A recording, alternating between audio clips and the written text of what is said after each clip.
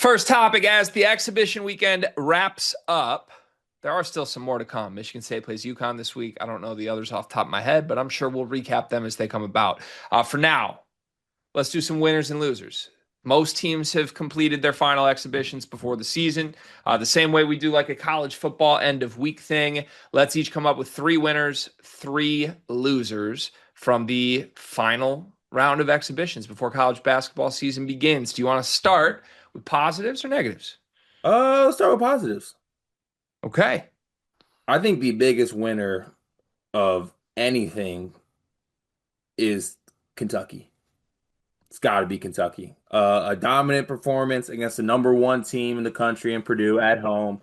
Rupp was rocking. They did it down 2 starters. And I think you know what? I get it. It was an exhibition game. Purdue didn't scout this game, but I think Kentucky made a very, very clear statement, and they were one of the biggest winners of the exhibition the first week for me. Yeah, that's where my number one answer was going to be as well. I'll just give a player if you're going to give a team. Jasper Johnson, I think, is Mhm. my number one winner. I talked all of last week about how it was quite an opportunity for him with Jalen Lowe out. If Jalen's healthy, and this is, I mean, I'm sure they would all play in the exhibition, but skip ahead to game one. If Jalen was just full go and this game hadn't happened in the way that it happened, I think that Jasper Johnson is like barely playing. I mean, it's a deep team, don't get me wrong, but like I think at maximum there was like 20 minutes to go around for him. Um, Suddenly it looks just way more wide open than that. Like it looks like he could play with Jalen Lowe and Jalen Lowe gets back. It just looks like such a dynamic piece that I think, he proved it against the best guard in the country in his first debut, right? I said, what's he going to look like against Braden Smith? Good luck. And he emerged with 15 points, hitting pull up threes in transition, just dynamic as hell. I thought he looked great. So, winner individually for me, Jasper. But yeah, Kentucky as a whole is the appropriate winner. Good call. Yeah, 100%. Second winner, Yaxel Londonborg. Ooh, I didn't expect you to go there. I gotta go there because there was no chatter over the whole summer, basically. And we were over here talking about, are we gonna hear anything from Yaxel? Are we gonna hear anything from Yaxel? And in the first 2 exhibition games, this dude looks like a certified first team All-American. Hmm. So gotta be one of my winners. Yeah, even our guy Andrew Talks Hoops. Do you follow that account? Yeah, He was one of the most verbal on record, like, just got to say, I don't see it. I don't think it's going to translate with Yaks. And he got a chance to cover Michigan State in person, it looked like. So shout out to Andrew. He's doing a bunch of good stuff. But anyways, he already is like revising the opinion. He's like, looks like I got this one wrong, guys. So yeah, you've swayed even like the biggest doubters, biggest haters, I feel like very early. And that's pretty awesome, positive sign for Yaks. We'll talk more in the Michigan recap about it. He makes shit look effortless though. Like the thing about him isn't even like the production per se. It's like that he spits out 25 and 10 and you feel like he should have done more. yeah, I don't know that I've ever seen a player that productive that passively in a game ever. It's crazy. yeah. I think he can sleepwalk his way to double doubles. It's crazy. It scares me the names that come to mind when I try to come up with comps for it, but I'll save them for the recap. Winner for me, I'm going to put 3 guys together here. It's the race for the number one pick. Yeah, Debonsa, Peterson, and Boozer have not just started off hot. I think they've each basically given like a historically great debut. Like there have been no hiccups from any of these guys. Debonsa had 30 in the first exhibition, a very good game in the second exhibition, and a win. Boozer at half tonight had 15, 13, and 4. Like it's ridiculous what these 3 are doing. All 3 of them. I mean, eye test to me would have been like in contention with Cooper Flagg last year for being the number one pick, and there's 3 of them. And I feel like this is going to be an all season long thing that's going to be both really fun and also really competitive. Because we talked to DeBonsa, we talked to Peterson. There is a competitive vibe to all of this from these mm, guys. And I like it. I'm excited to watch it. What a blessing for all 3 of those teams to have those guys. yeah. I feel like that's all right. So is Is that our collective three right there, or how are we doing? No, we're doing full individual lists of three. We both need one more winner. I have one more if you want Kind of one. selfish of you to take three guys grouped as one there, I gotta say. But Yeah. I took Yaxel, so I deserve that.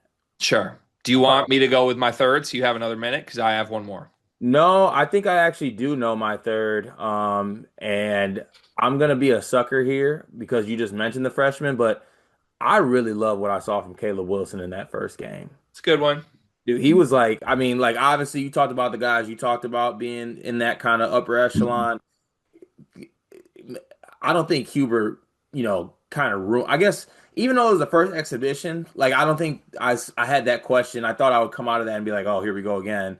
Hubert just like misusing a 5 star. No, Caleb Wilson's going to be awesome. And in general, honestly, UNC, even without Luka Bogovic, I was impressed in that game. I agree. I would even add Darius Acuff alongside him if we're just doing like, wow, these freshmen. Honorable mention winner for me, the team just behind my cut is Arkansas. They looked Yeah. ridiculous. They are a Cal team to me. I'll go a weird, I don't know, non-literal route with my final winner. Secrecy. Secrecy is a winner. The teams that are still doing secret scrimmages, I think, came away winners at the end of this weekend, as Oh, opposed so to the ones that were like on television not uh, trying. yeah, I mean, like, how many televised scrimmages on like SEC Network and other things like that this week were there where like coaches clearly were just like, we don't care. yeah, Cool. So, like, why are we televising it? yeah, Like, instead, Illinois, who went to a secret scrimmage against Florida, none of it gets out. They lose by 10. And, like, the people that cover Illinois are all spinning it as they were amazing in a 10-point loss. So, like, I bring back secret scrimmages, make the scrimmages secret again. I think secrecy was a winner. Let's go to losers. Ooh, losers. I mean, it's hard not to watch this game and say Nate Amen, but I actually don't want to say that, I think. Um, you know what? I no, actually, I'm gonna go ahead and go. I In a world where we've seen a lot of impressive freshmen this first week. I mean, even to your point, like with Acuff and Malik Thomas, even going back to like the Sean Abayev performance, like this freshman class looks like it's gonna be really fun, at least at the top half of it. And everything I thought about Nate Amen kind of came to fruition that first game, and Cam Boozer was the star of the show, and Nate Amen just looks like he settles for bad shots and doesn't make them. Tracks, 100% tracks. My number one loser by default, UConn. Braylon Mullins out 6 weeks.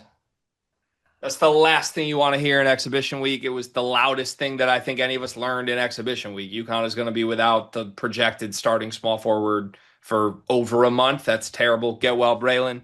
We're big fans of Braylon Mullins, obviously, but yeah, just sad about that. I think they're the biggest loser. Yeah, second biggest loser for me is my guys. I got to do it.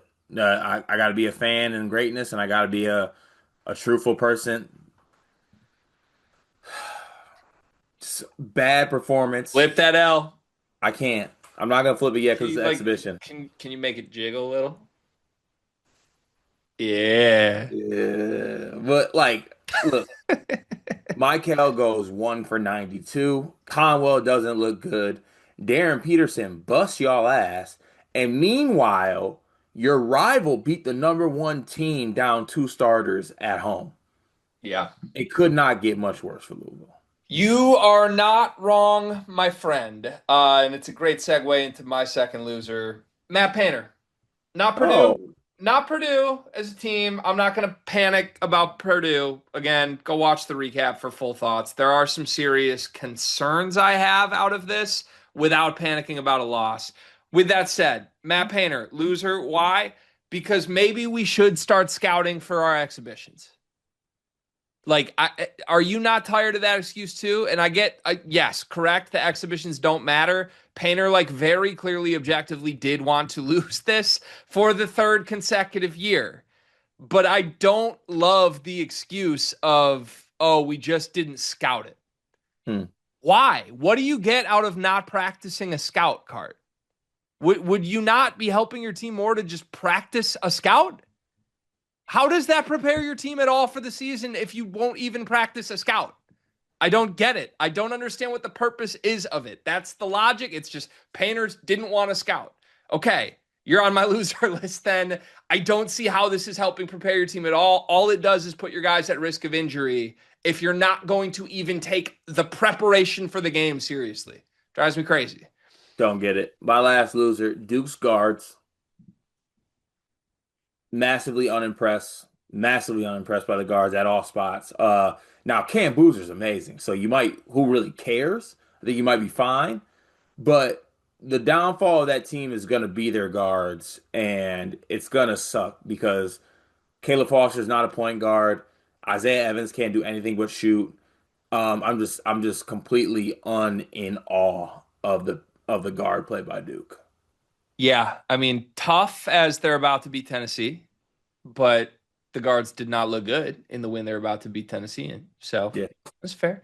Okay, contractually obligated to make my third and final loser, St. John's. Oh, I know they were good. Fine, it was good. It was a high level game. You stunk against Towson. You were down at the half against Towson, and then you play Michigan. And I like the second half was better. It was fun, but your guards are worse than Duke's guards. Like Ian Jackson's not going to work here, not at Mm. all. That's a terrible fit. Like the lefty kid off the bench did some good things late. Dylan Darling actually did some good things, but like this no point guard experiment's a disaster. And Yeah. it's such a good front court that the lack of guards is just letting them down. It for your final statement to be a Madison Square Garden pretty big crowd, by the way. They like Yeah. ticketed this event like it was a real game. Home game, lose it to the team that got packed up by 20 to Cincy. I would not feel great about St. John's if I'm a fan right now. Yeah. Can I say that Dylan Mitchell did punch on Yaxel though? Yeah, that team is absurdly athletic. Yeah. Which honestly, in a very mid Big East, will probably do something for them. But Oh, yeah, they're going to finish second in the Big East easy. I'm talking March. oh, you're talking about yeah, Yeah. I mean, with respectfully to Creighton, Josh Dix ain't going to be much trouble for them. They'll be okay. yeah. But And I think do I have one more loser? I do. no, you're out of losers, but you can keep losing if you want. Yeah. Can you point one out for me? Do you have one more? No. Honorable mention: BYU shooting. Ooh. For the love, like dog, Richie can't buy a 3-pointer. They, as a team, could not buy any 3-pointers. They won the last one against UNC. Don't get me wrong. But man, the shooting in the first two exhibition games, especially from 3-point range, is yucky. They got some stuff to figure out for sure. Yeah. So that's it. Good. For sure.